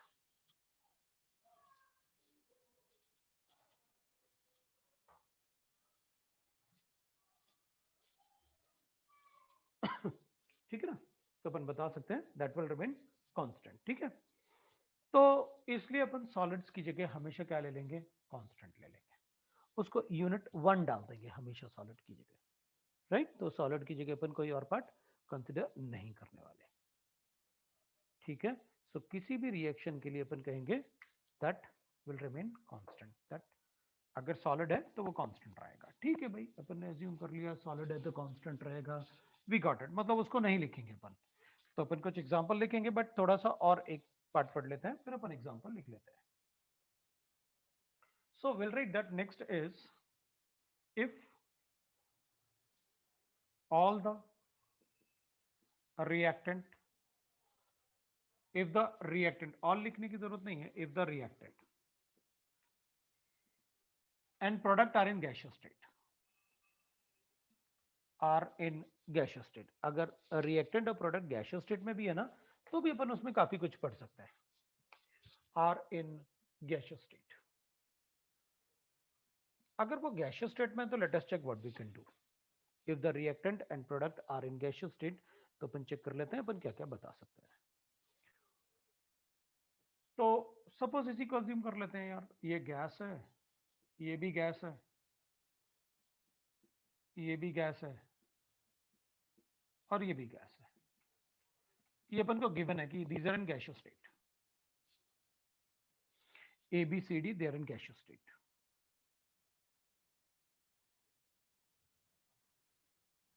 तो अपन क्या करेंगे भाई, मैं इसका केस ही तो लिख सकता हूं, कैसे, अपन कहेंगे इसका केस ही लिखना है तो concentration of C to the power of 3 D to the power of 4 divided by concentration of A into concentration of B to the power of 2, ये इसका केस ही है। But here I have to write the concentrations, और मेरे पास gases given है, वहां भी अपन को गैस गिवन है और अपन ने कॉन्सेंट्रेशन लिखा है, ठीक है। अपन क्या करेंगे, इनको गैसियस टर्म में भी लिख सकते हैं, मान लो मुझे इनके प्रेशर गिवन है, कंसंट्रेशन गिवन ही नहीं है, कंसंट्रेशन गिवन है तो केसी के फॉर्म में लिख लूं, क्वेश्चन सॉल्व कर दूंगा। लेकिन अगर गैसेस गिवन है, तो अगर इनके प्रेशर गिवन है तो मुझे तो प्रेशर के टर्म में लिखना पड़ेगा। तो अपन को एक बात पता है, in the entire science, chemistry की बात करते हैं अपन, इन द एंटायर केमिस्ट्री, जब तक मुझे कहा ना जाए तब तक मैं सभी गैसेस को आइडियल गैसेस अज्यूम करूंगा, जब तक मुझसे कहा ना जाए मैं सभी गैसेस को आइडियल गैस जैसे अज्यूम करूंगा। तो अपन कहेंगे ठीक है भाई, assuming the gas as ideal gases, assuming ideal gas nature, अपन क्या कर लेते हैं, जो भी गैसेस मुझे गिवन थे ना, उनका मैंने आइडियल गैस नेचर अज्यूम कर लिया। अगर मैं आइडियल गैस नेचर अज्यूम करूंगा तो I get like this, PV is equal to nRT होता है, N by V will be equal to P by RT होता है, और N by V क्या होता है? कंसंट्रेशन होता है। N by V क्या होता है? मोल्स पर लीटर कंसंट्रेशन होता है, राइट? तो अपन क्या करेंगे, अपन लिखेंगे ठीक है भाई, मैं इन कंसंट्रेशन को प्रेशर के टर्म में लिख देता हूं। तो कंसंट्रेशन ऑफ ए, कंसंट्रेशन है square bracket, that will be equal to, ये कंसंट्रेशन ऑफ ए है, and that will be equal to partial pressure of A divided by RT लिख लेता हूं। ये प्रेशर के टर्म में हो गया। PA is the partial pressure of A, ROT तो कांस्टेंट होगा when we convert the pressure into concentration. Similarly, I will write that concentration of B will be equal to partial pressure of B divided by RT. Concentration of C, so मैं लिखूंगा concentration of C will be equal to PC divided by RT, and concentration of D, उसको भी लिख लेते हैं अपन, partial pressure of D divided by RT. ऐसे अपन लिख सकते हैं the concentration and the pressure.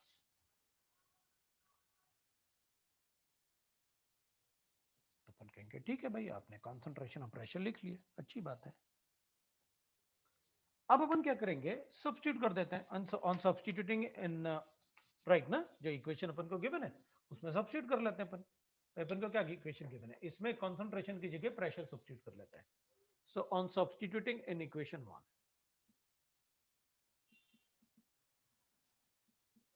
Substituting in equation 1, अगर अपन इक्वेशन 1 में सब्स्टिट्यूट करते हैं ना, तो Kc will be equal to, अब अपन इसको पार्शियल प्रेशर के टर्म में लिखते हैं, PC upon RT to the power of 3, PD upon RT to the power of 4,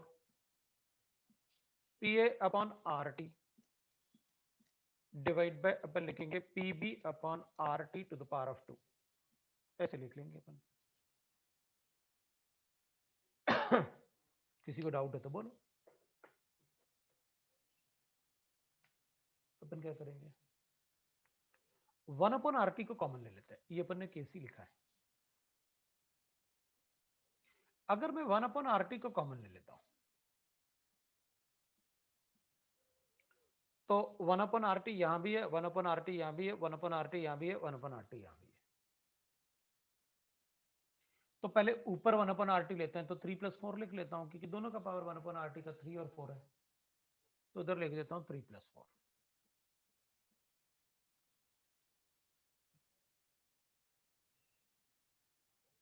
यहां डिनोमिनेटर में भी 1 upon RT है, लेकिन उसका पावर 1 + 2 है, तो अपन क्या लिख लेते हैं, माइनस, ऊपर लेके जाएंगे ना, ऐसे लिखते हैं ना अपन, x to the power of 5 divided by x to the power of 2, क्या लिखोगे, x to the power of 5 - 2 लिखेंगे ना अपन,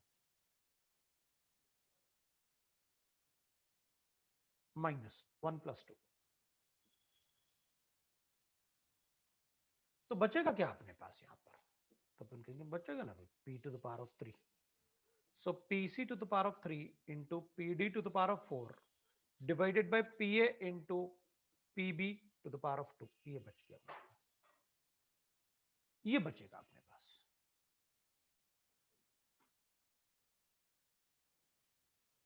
अब अगर ये बच गया अपने पास, तो अपन कहेंगे ठीक है भाई, अगर अपन इसको देखें तो ये जो नंबर्स है ना, they are correlated to these numbers. देखो ना भाई, अपन को एक बात पता है, Kc is always concentration of the product divided by concentration of the reactant, वो तो चेंज नहीं होता। मतलब यहां पर मैं लिख सकता हूं ना, total sum of the molar coefficient of the product minus sum of the molar coefficient of the reactant, लिख सकता हूं ना। तो मैं क्या करता हूं, उसको नया कांस्टेंट डाल देता हूं, Kc will be equal to 1 upon RT to the power of delta n, और इसको ना गैसियस स्टेट में कर लेते हैं अपन, ये डेल्टा एन जी मतलब सिर्फ गैसियस स्टेट लेना है अपन को। यहां पार्शियल प्रेशर है into partial pressure of, that is PC to the power of 3 into PD to the power of 4 divided by PA into PB to the power of 2, ये बन जाएगा अपने पास। Power of 4, power of 3, power of 2, ये बन गया अपने पास। अब मैं डेल्टा एनजी को लिख देता हूं कि भाई डेल्टा एनजी क्या है। इसको अपन ऐसे भी लिख सकते हैं। डेल्टा एनजी अपन को पता है कि डेल्टा एनजी इज, अपन ने लिखा delta NG is equal to sum of the molar coefficient of the product minus sum of the molar coefficient of the reactant. Sum of molar coefficient, molar coefficient, so sum of the molar coefficient of product minus sum of the molar coefficient of the reactant, sum of molar coefficient of reactant, ये होता है भैया आपका delta NG. This is called delta NG. तो अपन क्या करेंगे, ठीक है, इसको मल्टीप्लाई कर लेंगे। तो अपन ऐसे कर लेंगे भाई, KC will be KC into RT को मल्टीप्लाई कर लेता हूं मैं वहां पर, RT to the power of delta NG is equal to PC to the power of 3, PD to the power of 4, PA into PB to the power of 2, ये मिल जाएगा मुझे। ये लिखा मैंने पावर्स। अब जो अपन को मिला ना, अब जो अपन को मिला ना, केसी कांस्टेंट है, आरबी कांस्टेंट है, और इक्विलिब्रियम कंडीशन है तो मैं टी को भी कांस्टेंट रखूंगा। अगर इक्विलिब्रियम कंडीशन है तो मैं टी को भी कांस्टेंट रखूंगा। अगर इक्विलिब्रियम कंडीशन है तो मैं टी को भी कांस्टेंट रखूंगा। अगर इक्विलिब्रियम कंडीशन है तो मैं टी को भी, क्योंकि आपने लिखा ना कैरेक्टरिस्टिक्स ऑफ मतलब इक्विलिब्रियम में कि सारे फैक्टर्स कांस्टेंट होने चाहिए। तो अपन क्या कहेंगे, अपन कहेंगे भाई देखो, इसको हटाता हूं मैं, ठीक है ना। अपन लिखेंगे ठीक है, फिर what I got is KC constant है, RT to the power of delta NG ये भी कांस्टेंट है, and that will be equal to PC to the power of 3 into PD to the power of 4 divided by PA into PB to the power of 2, ये मिला अपने पास, ये बन गया। अब अगर ये सारा पार्ट ही कांस्टेंट है, क्योंकि डेल्टा एनजी भी कांस्टेंट, तो रिएक्शन को देख के ही बता दूंगा मैं, तो नया कांस्टेंट बना देते हैं, प्रेशर वाला कांस्टेंट केपी। अच्छा, मतलब अगर ये सारे गैसेस हैं और आपने उसका केपी पूछा, equilibrium constant for pressure term, तो मैं बता सकता हूं KP d partial pressure of D to the power of 4, partial pressure of C to the power of 3 divided by partial pressure of A to the power of 1 and partial pressure of B to the power of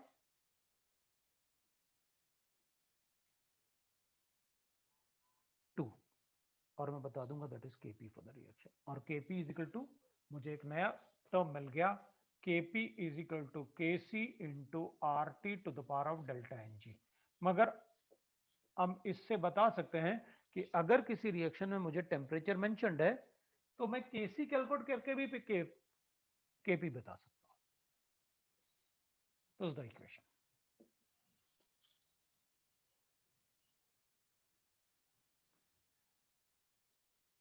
ये equation 1 है, वो equation 2 लिख लेता हूं। ये result और ये result आपको आना चाहिए, ये आपको आना चाहिए।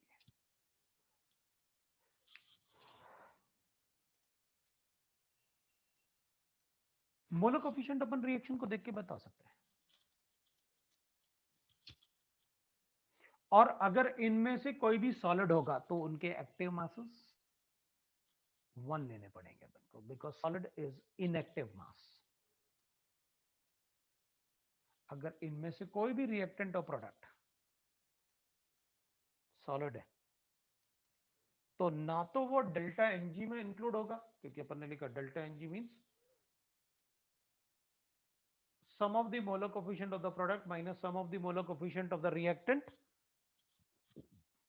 in gaseous state for gases only. आप ये Ng, ये G लिखने का मतलब ही यही है कि आप सिर्फ गैसेस को कंसिडर करना है इसमें, Ng में आप सिर्फ गैसेस को कंसिडर करोगे। तो अपन क्या करेंगे, अपन कहेंगे ठीक है भाई रिएक्शन में तो मुझे लिखना आ गया कैसे लिखना होता है।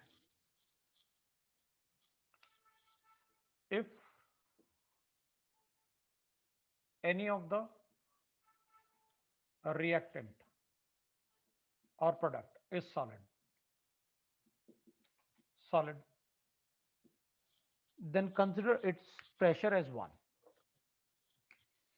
then consider its pressure as 1, unit assume कर लेना आप उसे। फ्रॉम इक्वेशन 2 वी कैन से, इस इक्वेशन से अपन एक बात बता सकते हैं, क्या?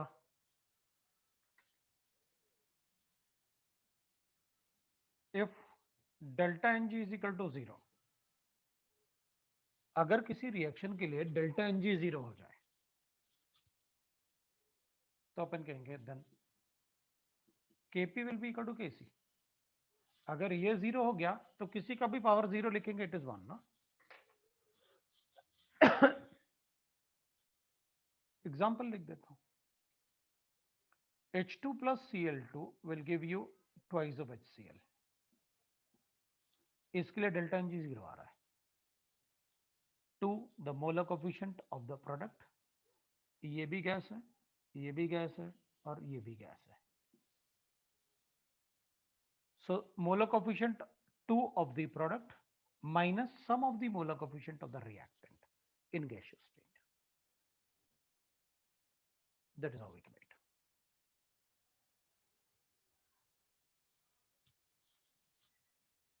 If delta Ng is greater than 0, then अगर इसका वैल्यू ग्रेटर देन 0 इसका मतलब इसका कोई वैल्यू होगा तो Kc में मल्टीप्लाई करेंगे उस वैल्यू को तो Kp के बराबर होगा, मतलब Kp is greater than Kc।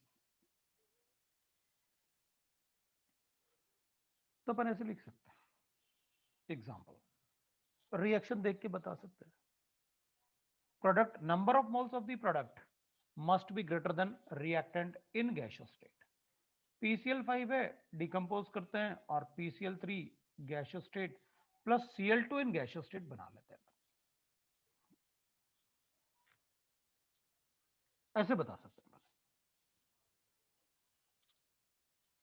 If delta Ng is less than 0, then Kp is, अगर इसका वैल्यू नेगेटिव है मतलब ये Kp को ये इनवर्स हो जाएगा ना, फिर तो अगर नेगेटिव आया तो Kc को किसी नंबर से डिवाइड करेंगे तो Kp के बराबर होगा, मतलब Kp is less then Kc।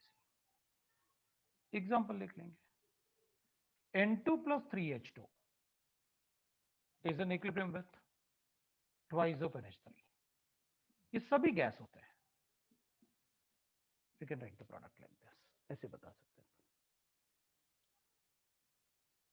Kp और Kc में रिलेशन बता सकते हैं, right? Kp that is equilibrium constant for pressure terms is Kp and Kc is equilibrium constant for concentration terms। They are equilibrium constant थे ना, concentration पे depend नहीं करेंगे, they are constant, so they are called equilibrium constant।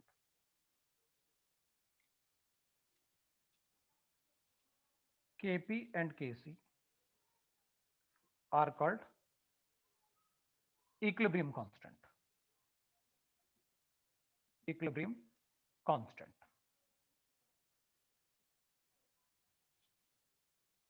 They are called equilibrium constant, they are called equilibrium constant। But एक बात को ध्यान रखेंगे अपन, in KP expression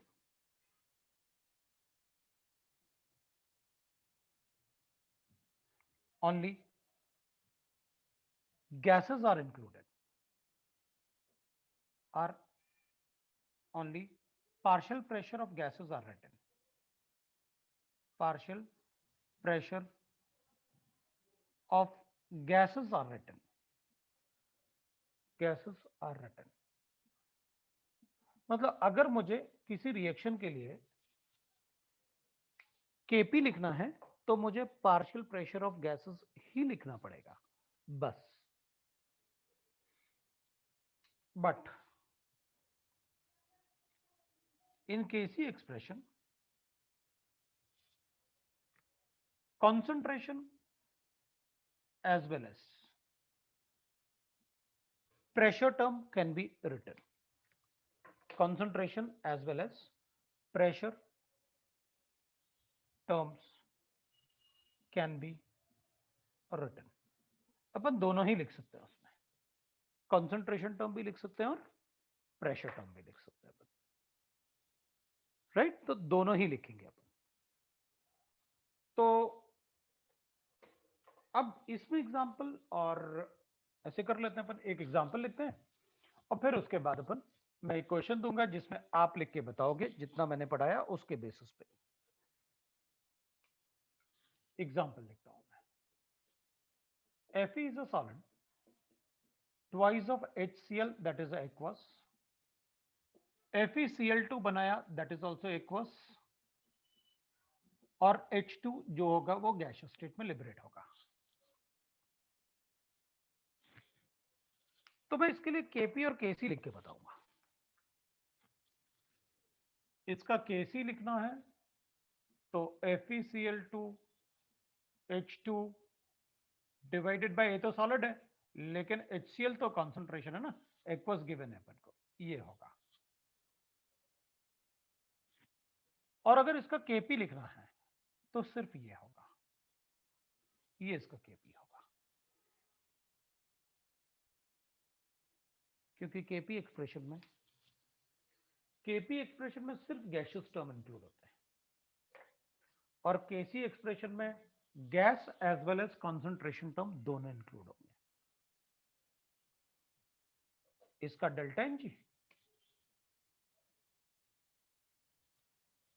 will be equal to 1 minus 0. 1 होगा, there is only one gaseous term, so delta Ng will be equal to 1.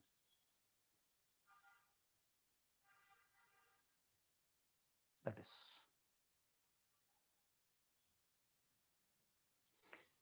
आपके पास homework है, आप पढ़ेंगे दैट इज रियल गैसेस वाला पार्ट,